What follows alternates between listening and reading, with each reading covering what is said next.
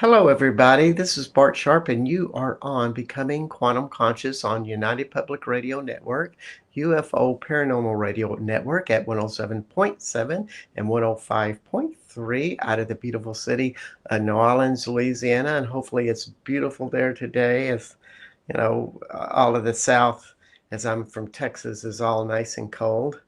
Uh, but hopefully, New Orleans is beautiful as it always has kind of a beautiful state of mind in ways if you've ever been there. As I ramble, I also wanted to tell you that this show, Becoming Quantum Conscious, is also available on Roku, X, Facebook, YouTube, and the UPRN website. And that would be UPRN Talk Radio. Uh, and also other internet platforms all around the world. I'm trying to juggle my computer here as I talk. And wow, what a day for me. You ever have a day that you have nobody at home and you're free to write, dance, listen to music, pet the cats? It's just an introvert's paradise. And, since cats are introverted as well, we're all in harmony here and all of this beauty. So we are coming out with this introvert's paradise today for the last couple of days with the cold weather here in Austin, Texas. I love it. It's our 1 week of winter, I think. Then we'll go back to something warmer. Who knows?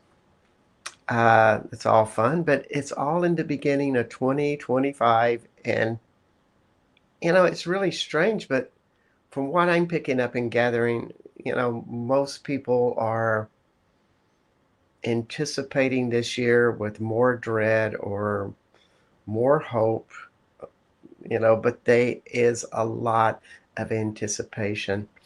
And, I kind of saw that coming way back when I invited Maiaya Vale on the show to help bring in some clarity because I really believe that the first 12 days of the year are crucial in us getting a direction, an internal direction, maybe a direction to point our boat in some way, set the oars and rudders and sails and get going.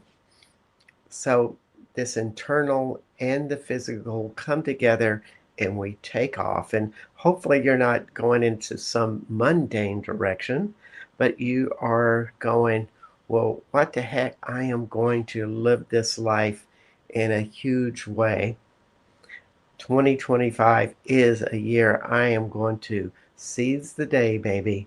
So that's what I hope today will give you is a little more guidance and how to seize your year and get it going. And I'm going to bring on our guest, Maiaya Vale. Hi, Maiaya. How are you doing? Hello. It's good to see I'm you. doing well. Thank you for having me. Oh, it's my pleasure. Maiaya is a dedicated astrologer in a lot of various streams of astrology. And so we're going to get a full gamut here. Uh, you're just from my observations, you are a very curious and active person, doing a lot of things all the time. Am I picking that up correctly? That's very intuitively correct. Well, I love curious people, and I think the world loves curious people who are always in an ongoing discipline or ongoing curiosity about how they can live life in a bigger way. And of course, astrology is a very complex and yet I don't think is there anything simple about astrology? I always see it as complexity upon complexity, like going into the realm of Metatron or something, wheels within wheels type of thing. So um, I'm talking too much. So I'll just say, Maya, How do you see 2025 kind of launching? Well, 2025, yes, it's astrology is very complex. It's like layers and layers of the onion. Whenever we do anyone's natal chart, there's always more to it than just that one reading. It's a lifelong study. So I always consider myself a student to the lifelong study of astrology, as it's quite ancient. It's gone back to many, many cultures throughout time and has withstood the test of time. So, 2025 is pretty significant. Now, I do like to say that there is a tendency in the astrological realm for people to be like, this new moon is the greatest new moon. This full moon is going to be like, the one of the year, this eclipse, because they Welcome, all welcome to shoot, people Facebook. get excited. Yeah, yeah, exactly. People I think are excited with new age and this higher consciousness, and they bring a lot of that excitement to it, which is nice. Um, However, with that said, certain moons and eclipses impact other people a little bit more so than others based upon the certain elements they have or placements that they have. So, if someone doesn't feel a specific eclipse as much or full moon, it might be because it's not aspecting them as closely as another full moon or eclipse would. So that's just, a brief underlying of the energies when it comes to how they influence us. However, if you've ever heard of Hancock, he talks a lot about the yugas in Hinduism, and there is speculation that 2025 is kind of like the end of this Kali Yuga cycle, which is one of the densest, heaviest cycles of the yugas. So, with So that it's one said, of the when you say the densest, heaviest cycles of the Yugos, does that mean like this particular 2000 Yugo is like a humdinger of density, or is it just like the density that's coming in at the end? Does that make sense? Yeah, it's like it's at the end. Yes, yes, I know what you're saying. It's at the very end, so we're actually going to be climbing out of it. So, which is great. However, it takes a couple hundred years for us to really feel, you know, pushed onward into that next level of like higher consciousness. Right now, at the end of the yuga is, what you do see is a lot of changes in leadership or new culture arise, civilizations, certain things ending, new ones beginning and transforming. So, you know, on top of that, we have four planets moving into new signs, and these are actually some of the slower moving planets. Like Pluto has been a big talk in the astrological community, of course, because it moved into Aquarius, Neptune, Saturn, Uranus.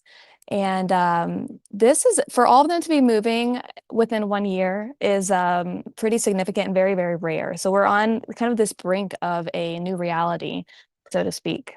And those are all the planets from the outer realms, with with the exception of Chiron, if you consider Chiron a part of it. But all of these big planets on the outer realms are having these big changes. Uh, is that a concept worth exploring?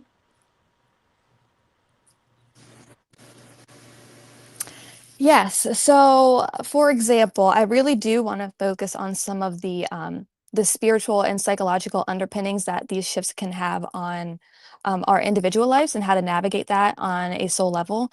Because there is a lot of mundane astrology out there that talks about world events and so on and so forth. Um, However, we have, like, for instance, Pluto moving into Aquarius, and the last time that happened was 250 years ago, which was during the American and French Revolution. So we could be seeing similar themes play out in different ways um, during this time as well. Neptune is a 14-year cycle. So on an individual level, we're going to be seeing a new 14-year cycle for us. Uranus is going to be shifting signs, so that's going to be a new 7-year cycle for us. And there's a lot of smaller, with the eclipses changing. So there's a lot of movement this year. There's a lot of mutable energy, and it's important for us to be flexible. There's a lot of water the first half of the year. Water is water and fire is going to be the big thing because we have Neptune moving into Aries between March and October. It was originally in Pisces the last 14 years. So it's moving into Aries, March and October. We have Saturn, which was in Pisces for 2.5 years, moving into Aries in May. And the Neptune and Saturn is they're gonna a little bit go indirect and then direct again. So we're kind of getting a little bit of a preview of these fire energies that are going to be more stable coming in 2026. And then Uranus is going to be moving into Gemini July 7th and Jupiter into Cancer June 9th. And Pluto's officially here in Aquarius over the next 20 years. So there's, quite a few new cycles that are happening for all of us. There's many of us on an individual level that our lives are going to look completely different 6 months from now, if not a year from now. On an internal level, and also on an external level. And of course, that takes into consideration on a collective level as well. Yeah, I think it's really fascinating when you brought up, the 250-year cycle. And of course, the last 250, 100 years ago, we had the American Revolution. And it doesn't mean that we're going to have a revolution in, fighting and guns and stuff. Lord knows we got enough of them. And everybody's ready to use them at some point. But it could be just a huge cultural change, but it will be directed by something of Aquarian influence, if I'm uh, correct, as Mhm. opposed to the Piscean denser aspects, which directs you to picking up a gun and fighting. So, you know, to me, it might be something nonviolent because that would be a characteristic of Aquarius: creativity, openness, that type of stuff. Any thoughts? Yes, I see. Yeah, so Aquarius is very eccentric, very original and creative, humanitarian focused.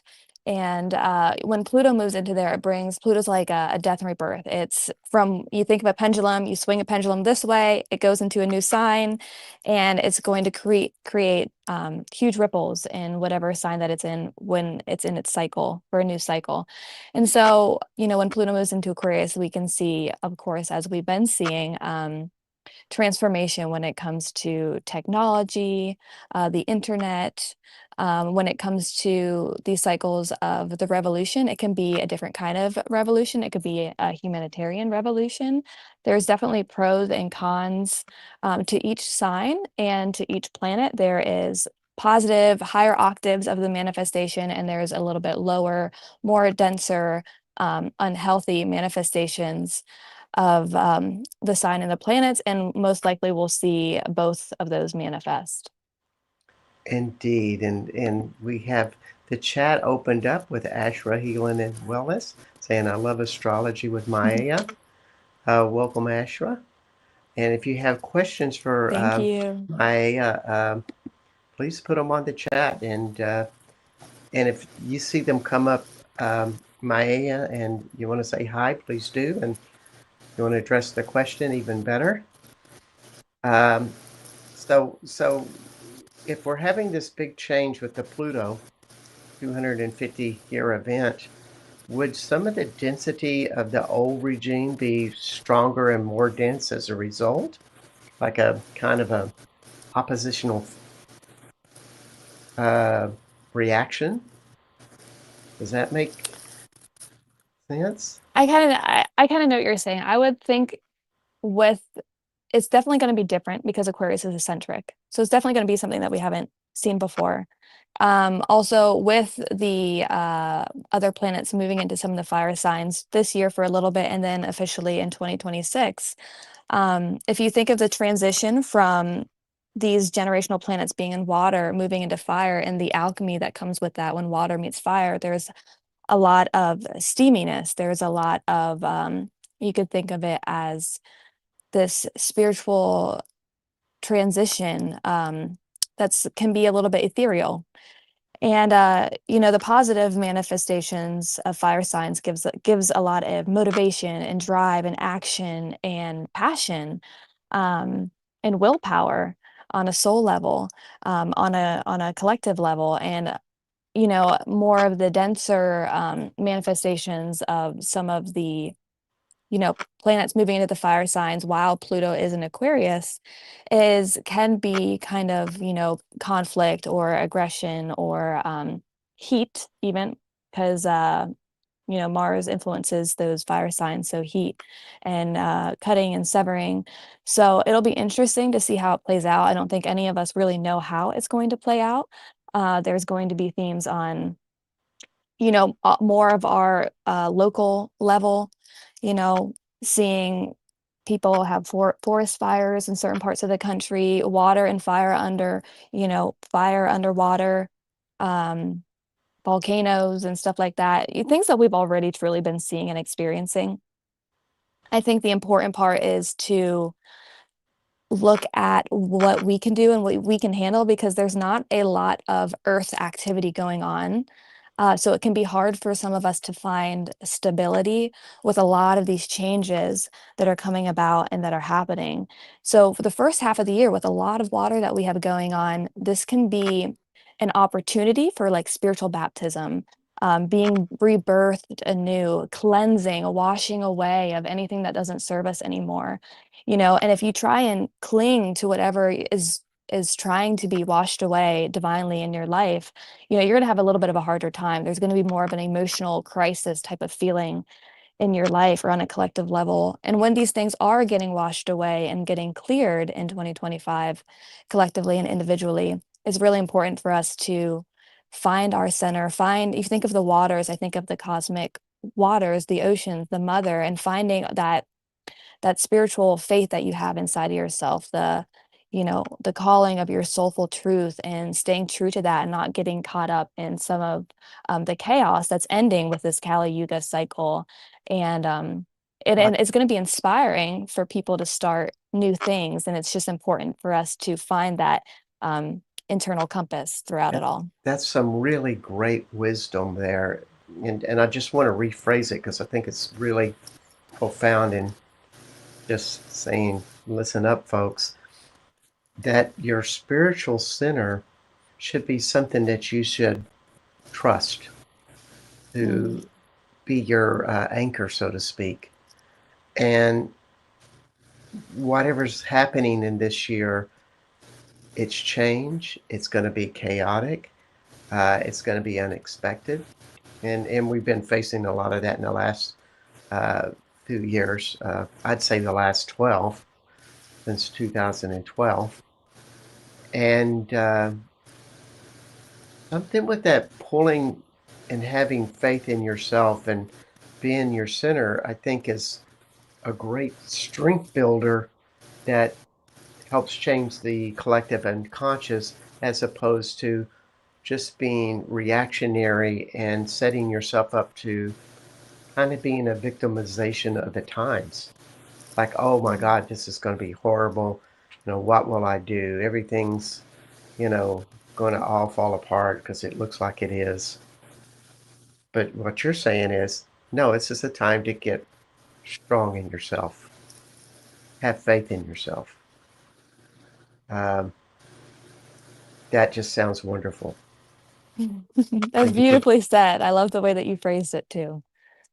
yeah, yeah, it's so big for right now. And, you know, we're just getting hit a lot of different ways. And I just want to tell everybody that you are listening to Maiaya Vale, and you can find out more about Maiaya and also about classes, individual sessions, and such as this at www.astrologywithmaya, that'd be MAIA.com. So you can check her out. Um, I love her work on Facebook because she always has a weekly astrological reading. So Maiaya Vale, and that would be MAIAYA.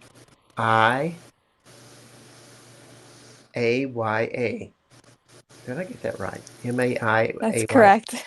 Woo! It's such a beautiful name, and I've never heard anybody have that name. So it's totally unique, as you are. You know, a lot of people have been talking about that Martian energy or Mars energy is kind of in a transition phase as well. And that, we have had that happening it's on a decline since November, but it's still, Martian energy is very prevalent these days. Am I getting that correct? Yes, that's very correct with a lot of the ET stuff that's happening. That's part of the Pluto and Aquarius as well. Um, Thanks, did Phyllis. you want to read the comment? Do you have a comment about that? Entire city has been without water for 3 days, maybe a few more days. Very symbolic. Yeah, the water is going to be very, prominent the first couple months of 2025, and as well as the fire that's coming around the corner as well, just symbolically or internally. So, yeah, it's going to manifest in people's lives in different ways for sure. Indeed. So going back to Mars. Yes, the Martian impulse. So that's a little bit a part of Pluto and Aquarius. A lot of this eccentric, disclosure coming out with extraterrestrials, and if you think of some of the political figures that are in the spotlight, really highlighting this and all the drone stuff that's going on. I don't know if you study any of Rudolf Steiner's work, but I'm a big fan of his work, Hmm. and Gigi Young as well. She really Rudolf Steiner? Oh yeah, yeah, sure. But keep Yeah, going yeah, on. yeah. So he talks a little bit about the higher mercur I'm see if I can say it right. Higher mercurial realms. Go ahead. Higher mercurial realms.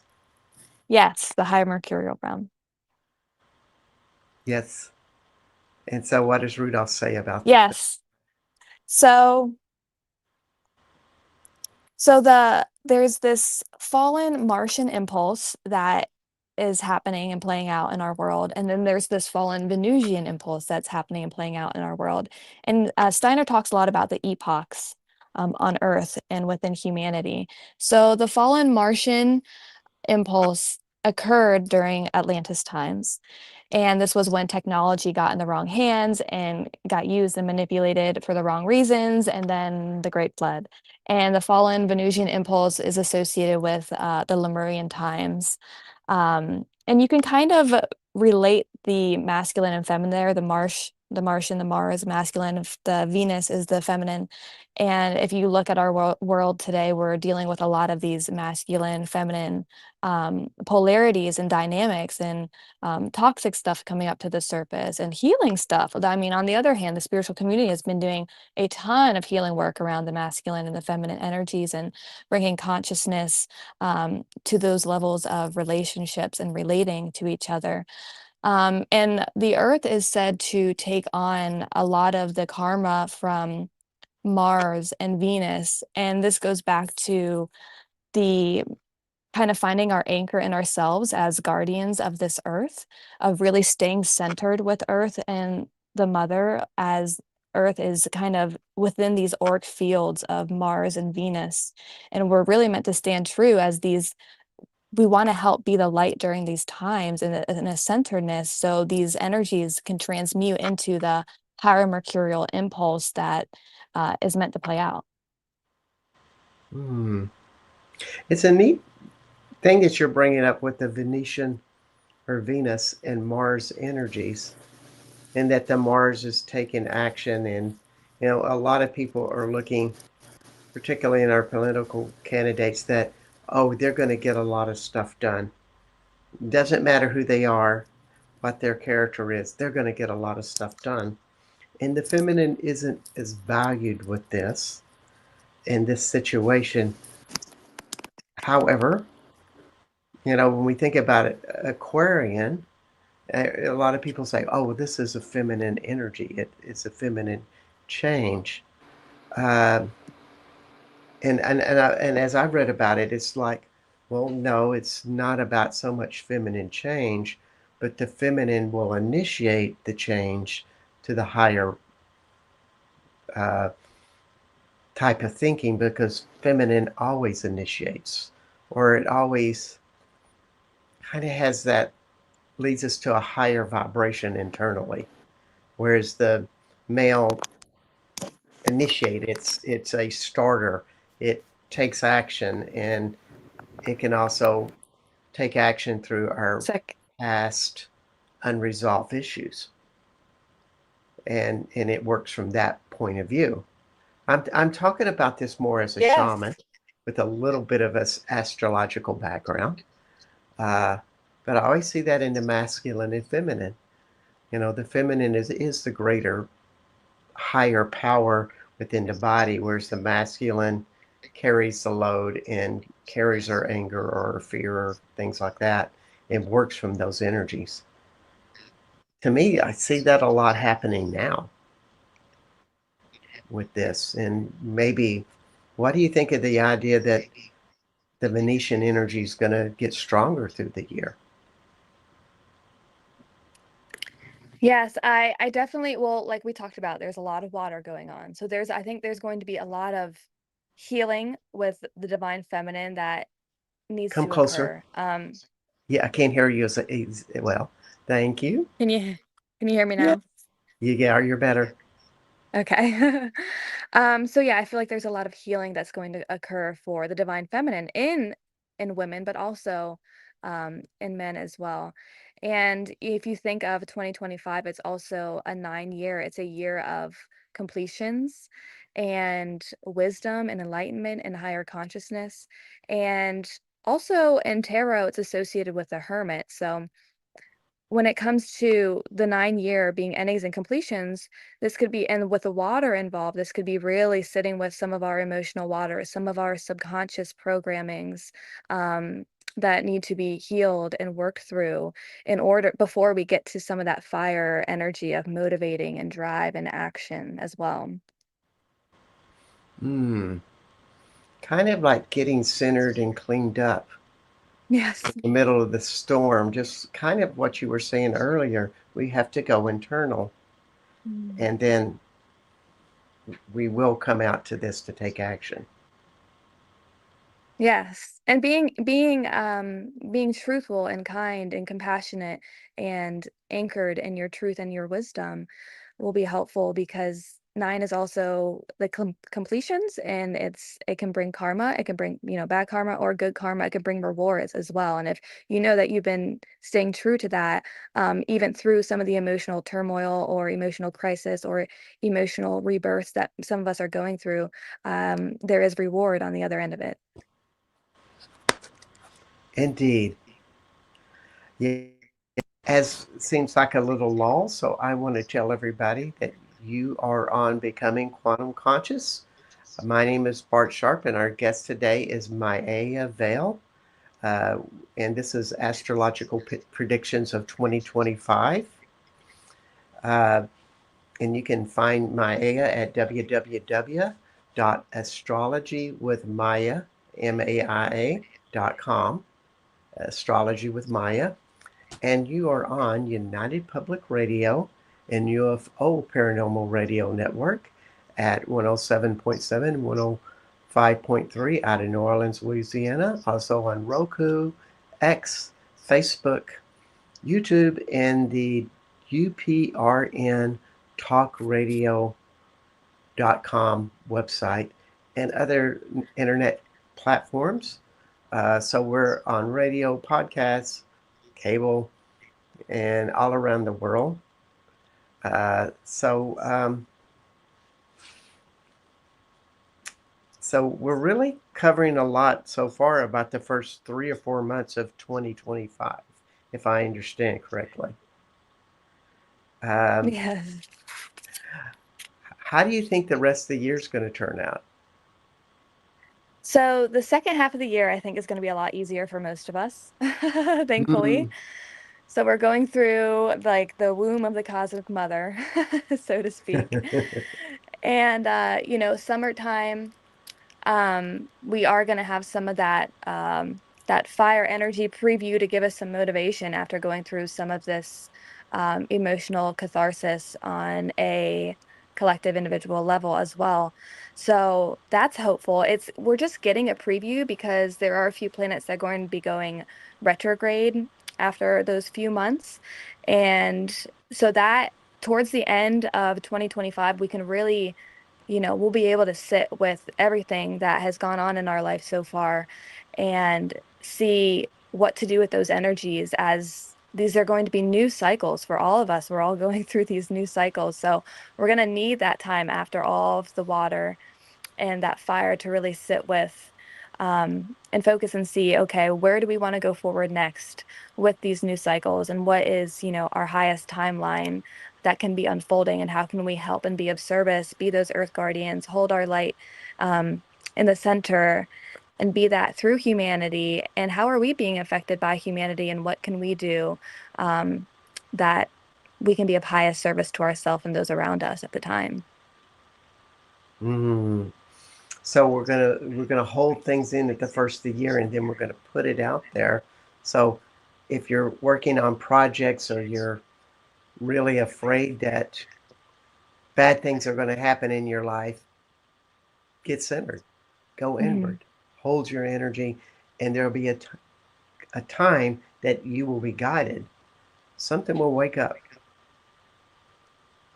Yes, that's really beautiful. And when you said that, reminded me of one of the notes that I have down here, and that's let's see if I wrote it down correctly. I'm more of a visual person. And I do like to say that's one of the things that I love most about astrology is whenever anyone's going through a rough patch or a rough cycle in their life, is we can look through the cycle and tell you, Mm. okay, this is probably when it's going to end, and you're going to see like a sigh of relief.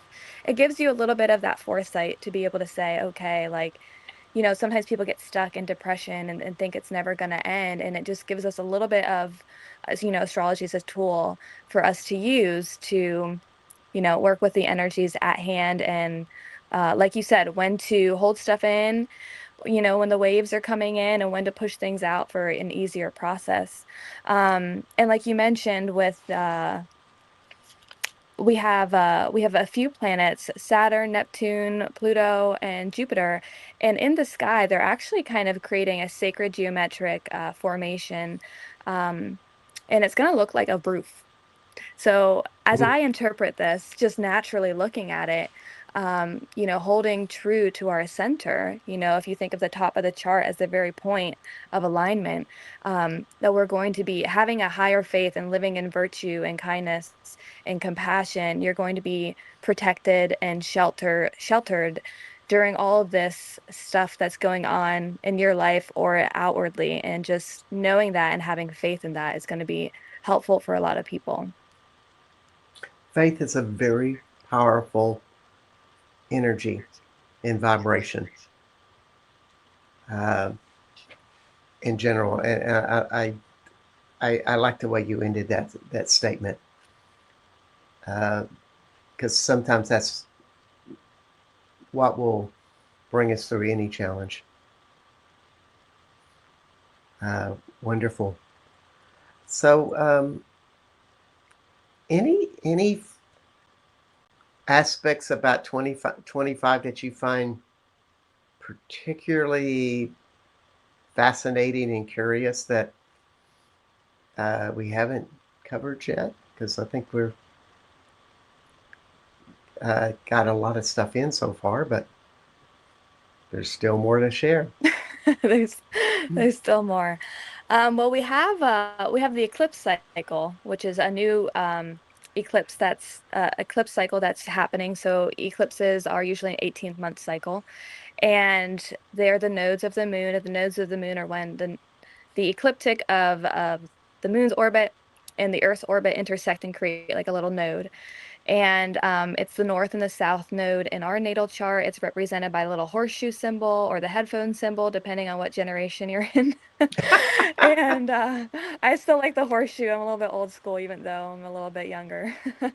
But Yeah, so those are significant points in our chart because the North Node represents this intense focus of where we're going to be. There's going to be this intense focus in our life, and an increase of. And the South Node is what represents where there's a surrendering or a loss or a letting go or a release. So the eclipses are happening on the axis of Pisces and Virgo. So if you look at your specific natal chart, the Pisces house and the Virgo house is going to be activated for you.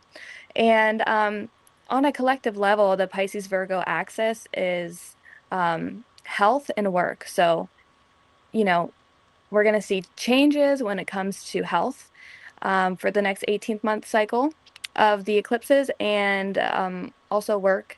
And this is going to be collective health and individual health, as well as our individual work and our collective work Mm. for humanity as well. Hmm. In what I understand about eclipses, of course, they're very intense events. And how would you advise people to, approach an eclipse that's coming up in their lives? I mean, we had a couple of them in Austin in the last 2 years. And when I look at the city of Austin, Texas, it's been just an explosion of creativity and business and all of this stuff happening.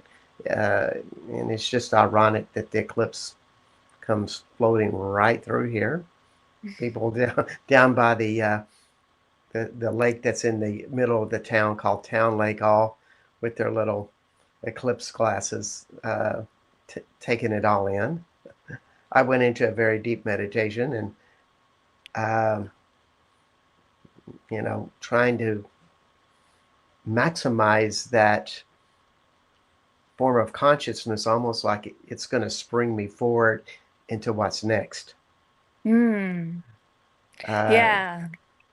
So the eclipses are kind of like a full moon on steroids, and hey, it's a lot of energy. So meditating and going within is definitely what I always recommend, for myself and others around eclipses. Now, if your rising sign is Leo or Cancer, that means that your chart ruler is the moon or the sun, that you're going to be even more significantly impacted by lunar or solar eclipses. So those people for sure are a little bit more impacted, but everyone's impacted. And usually eclipses, they come in pairs and they happens twice a year, each pair, and it represents these turning points in our year that, you can feel 3 months out of some of the manifestations on how it unfolds in a person's life. So I don't really recommend manifesting or doing anything too crazy unless there's other significant factors in one's natal chart that do support that. Like you said, it is a time to kind of go within and sit with those energies and feel what is transforming and changing in your life and how to go forward from there. yeah, yeah. I just see, well, any vibration and energy that's of a higher vibration, Hmm. you should try to take it in and understand how the vibrations and frequencies are opening you. This is a meditative process. I do all kinds of wacky stuff like that. Got a close relationship with Venus right now. That's another story. Uh, so it's all good stuff. Um, what are some of the things you're doing to approach 2025 in a bigger way? Oh, wow. Well, I'm definitely one of those water signs that's getting impacted heavily through this emotional catharsis, Hmm. to say the least. So, keeping true to my creative endeavors, I love art and music and taking time out for that, feeling my feelings. It's important. A lot of this stuff is bubbling to the surface. A lot of the water is bubbling to the surface of our subconscious. Meeting that fire is creating the steaminess, and, I've been feeling that in my own life and really sitting with that, and reflecting and taking time to honor that out and kind of pulling back some of my projects actually. Um, and just taking time out for myself because that's just what I personally need to do with what I have going on in my chart. Um, yeah. Yeah, it's curious how we all approach it. And you're approaching it so much from your astrological sign. So Can you give advice on fire, water, and earth signs of maybe what would be just a kind of a strategy? Maybe you're just going to speak from the gut and spitball ideas out there. And I'm throwing probably surprise questions. It's kind of what I do on Becoming Quantum Conscious. Yeah, I mean, so I would base off of each rising sign are going to be impacted a little bit differently. And like you said, some of the elements, the water elements are going to be impacted most, and the fire as well. Mutable, the Pisces and Virgo, some of the mutable signs. And I think the most important thing that you can do if you look at your natal chart, this is kind of what I do, and this might be going a little bit into it, so if you want a transit reading, reach out to me. Yeah, But if you look at your transit chart and wherever you have the most heavily placed planets, most concentrated, that means that there's a high volume energy happening in those specific houses, and each house represents different topics and areas of our life. So when there is a concentrated energy in a specific area of the chart with lots of planets or transits happening, I actually like to look at the opposite side of my chart and focus on those houses and those energies. And that's what I would suggest for other people to do as well. yeah. That's a great strategy, and also maybe get help if you do not understand those things. Uh, Yeah. and that's always a good thing. Uh, yeah, I I did just go ahead. I did want to mention because you mentioned how you have a beautiful relationship with Venus right now, and we're actually going to have a Venus star point this year in Aries, March 22nd to March Mm-hmm. 23rd. And this is a beautiful Venus goes into the heart of the sun. She becomes rebirthed and renewed, and it's kind of she kind of rolls out this Venusian red carpet in our life of a rebirth and new beginnings, and that's the Aries part of everyone's charts. Hmm. Well, that's neat. Just to share, as most people know, I lead tours to southern France, and in the last 10 years, I've been fascinated in kind of the secret symbology of that area. Because if you know anything about France and its relationship with Jesus and Mary Magdalene, Mother Mary, there's one story told by the church, and there's the secret stories that are hidden codes and symbols and such. And one of them is the three crescent moons, the three sisters, as they say. But from what I understand, it's those moons represent the sun, Venus, and our own moon. And this is also be Jesus, Mary Magdalene, and uh, the moon itself, which is our individual journey. But the Venus is the divine feminine in all the applications that it can apply infinite concepts into life itself. And that's what Venus is this bountiful feminine energy, at least in my interpretation. Hi, Trevor. Welcome. Go, Amaya. Uh, yeah, so I kind of have a lot of reverence for Venus and the Sun. Call me a pagan. I'm still Catholic. I'm still Catholic in some ways. I have a similar background. I'm very similar. That's Yeah. wonderful. Yeah. So, how do you see this year ending up going into 2026? Well, let's see here. I have written down some of the dates for some of the smaller signs. I'm sorry, some of the smaller, faster moving planets like Mercury. So we have a lot of retrogrades happening. So that means that again, with the water, it's a very internal time. So we're gonna have Mercury retrograde in Leo from July to August. Then Mm-hmm. we're gonna have Mercury retrograde in Scorpio and Sagittarius November 9th through the 29th. And then we have Mars retrograde right now until February 23rd, which is it's retrograde in Cancer and Leo, going back and forth there. Which again, water and fire. You think of Leo, that's fire. Mercury retrograde in November and Now, being that's water and fire. So we're working a lot with that. so I want to ask you about that. You said Mars retrograde in Scorpio. Did I get that correct? Mars retrograde in Cancer and Leo. Okay, so you had one in Scorpio. Mercury retrograde in Scorpio Sagittarius number 9, Oh, 29. okay. All right. You're having a little bit of feedback issues right now. Um, I'm not for Okay. sure what that's about. Um, okay.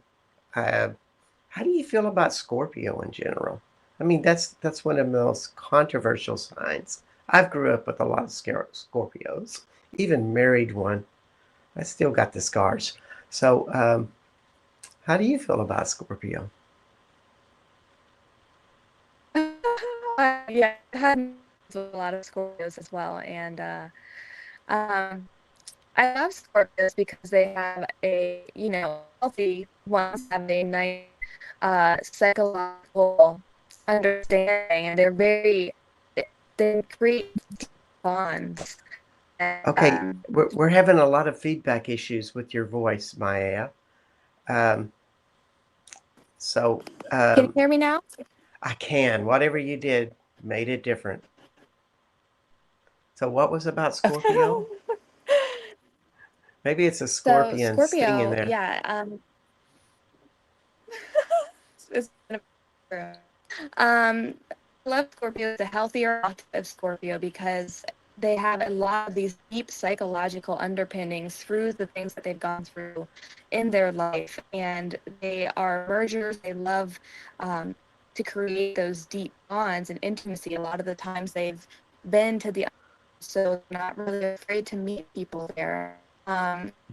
I think people it gets the stigma because of the unhealthy octave Scorpio, which can be a lot of that thing like the Scorpion, and taking those psychological understandings and underpinnings and using them as manipulation tactics or power and control tactics, which I think is where a lot of it's from. But Scorpio is really beautiful and fascinating. Is people who are very much in Hmm. investigation and mystical subjects of life. Boy, my father and my first wife are Scorpios, and uh, God, that's kind of like a synopsis of them combined. Uh, they made me who I am today. Let's just put it that way.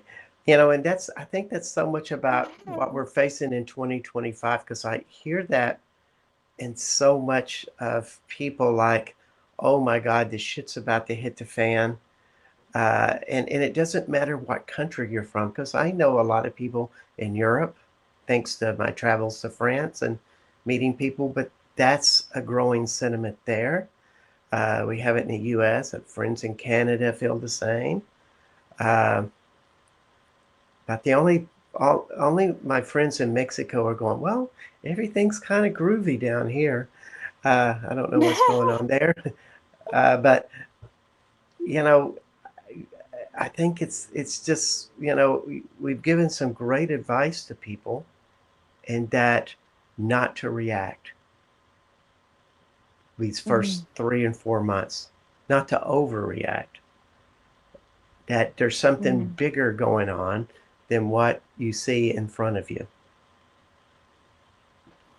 Yes, there's a bigger plan to it all, and do our best with where we are. And also, like you said, with your friends over in Mexico, it makes a little bit, and this is a whole different branch of astrology, but astrocartography of where you know the planets have certain lines.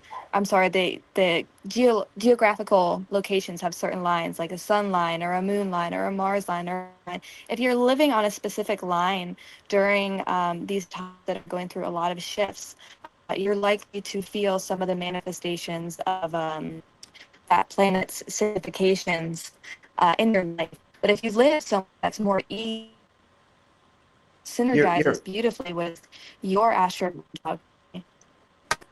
Yeah, that's a great concept. And how would you kind of get that? Where's the right place for you? Because I hear this all the time of people moving and suddenly they made the right call or something. I'm in two places. I'm in France. I'm in Austin, Texas, and I can't decide which one I should stay, or maybe living dual lives is better, you know. Yes, But you can get astrocartography. oops. So we've been having a little bit of difficulty there. We're talking with Maiaya Vale. Hopefully she'll come back uh, and such.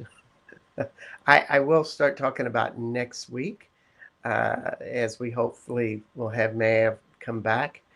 Um, there's some, and she is coming back right now. Gosh, she is so quick.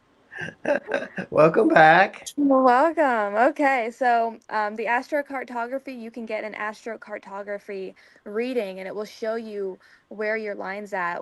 Living near a sun line or a moon line, people can feel a little bit more at ease, feel nurtured on their moon line, their sun line. They could feel more vitality. If you live on a Pluto line, you can have a lot of these death and rebirth experiences in transformative, powerful ways, but also in very debilitating ways as well. Mm. So astrocartography reading can be helpful to see where you're at. I'm personally on a Chiron line, so this is like I'm working a lot with the Chironic energy of the wounded healer and healing a lot of ancestral and maternal lineage things in my life. Oh. That's just an example. So in other words, in relation to your own astrological chart, it will have well, there'll be different lines related to different planets, and your chart will resonate with some of those lines better than Correct. others. Okay. All right. So it's always, you know, Paris, France isn't the best place for everybody to live, but for some people to live because it Correct. matches who they are. Okay. Gotcha. Well, do you do astrology or Yeah, I'm carto? open to doing any kind of astrocartography readings. Yeah, I work with people on whatever reading they want to do. Oh, wow. Yeah, and what forms of astrology do you practice and study? So everybody kind of know where you're coming So from. predominantly Hellenistic Western tropical astrology. It's a Yes. mouthful. Okay. Yes, it is. And also you study Vedic astrologies and other forms of astrology. Yeah, I like to study all of them and kind of like mix them together. Just like religion, I feel every branch of astrology has a truth, and putting them all together gives us a better holistic picture of the story. Yes, you're a very curious woman, and personally, those are wonderful to be around with that.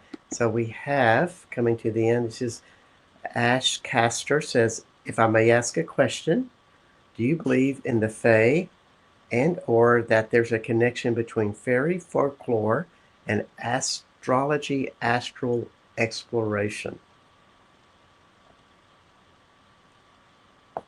I Um, do. you kind of look like a fairy, by the way. Uh, I uh, love berries. yeah, so I'll let you field this question.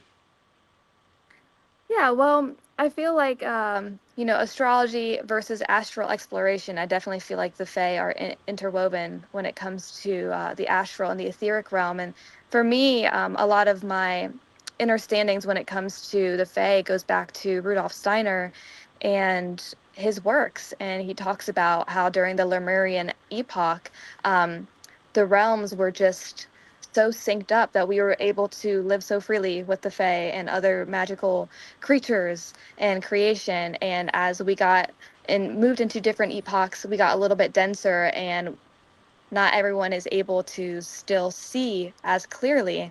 Um, but I know it's still there. It is, and I explored those areas as well in Southwest France. And when I bring that vibration back to Austin. In other words, once you know the vibration, you can take it anywhere you can go, and maybe to do meditations of the fairy and fae and summing them into your own backyard so that they can create their own gateway to your world. Like my neighborhood in Southwest Austin, they kind of leveled the whole playing field or the land 40 years ago and put up new trees, and it's kind of like a scalped neighborhood, so to speak. That doesn't mean that we can't bring nature back in fairy and fae and create Mm, cartography here. We can do that. that's What beautiful. what a Yeah, and great question, Ash. sorry, go ahead. What a great question, Ash. And we are coming to the end of the show. We have about 2 minutes. I want to say that you're on United Public Radio Network and UFO Paranormal Radio Network. Next week we'll have Tina Kenny Clark with summoning and doing activations in Egyptian temples is the basic thing. Maiaya Vale is our guest, and you can find her at www.astrologywithmaiaya.com. Um, do you have about a 1 minute message for us of your wisdom or advice to give to everybody? I just want to thank you. Thank you for having me on. I'm honored to be a guest on your podcast. It's such a blessing to connect with other wonderful, beautiful like minds on this path of seeking soulful evolution. And yeah, my message is to everyone and to myself as well is to just hold true in your center, continue being a kind, compassionate, truthful being in this world, and maintain your innocence and your creativity and feel your feelings, and everything is going to be a-okay. There's always a light at the end of the tunnel, and we're all going through these cycles together. No one's ever alone. And if anyone wants to dive a little bit deeper, of course, feel free to reach out. I would love to help.